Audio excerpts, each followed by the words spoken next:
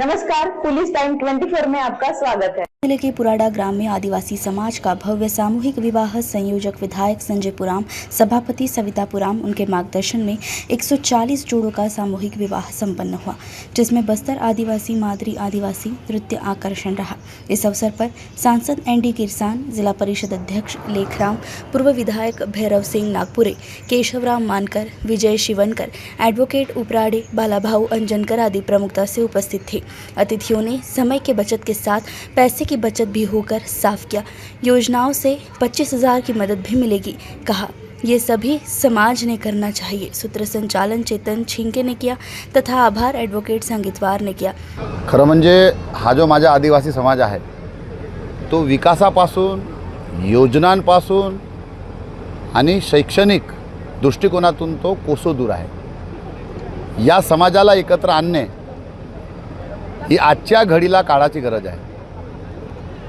मी ज्या जिल्ह्यामध्ये राहतो, गोंदिया जिल्हा, त्या गोंदिया जिल्ह्यामध्ये महाराष्ट्रात जरी आदिवासींचे 47 जाती उपजाती असले तरी गोंदिया जिल्ह्यामध्ये 5 जाती उपजाती आहेत। गोंड, हलबी, प्रधान, कवर, धुरगोंड। या समाजाचे मुला मुलींचे विवाह एकत्र व्हावे हा माझा उद्देश होता। यामागे एकच उद्देश होता की सर्व आदिवासी जातीतले लोक एकत्र यावे आणि हा सामूहिक विवाह व्हावा। शासकीय योजनेचा त्यांना लाभ मिळावा। एकमेव पर्याय लोकांना असतो सामूहिक विवाह सोहळा, परंतु त्यांची योजनेचा लाभ न मिळाल्यामुळे ते त्यापासून दूर जातात।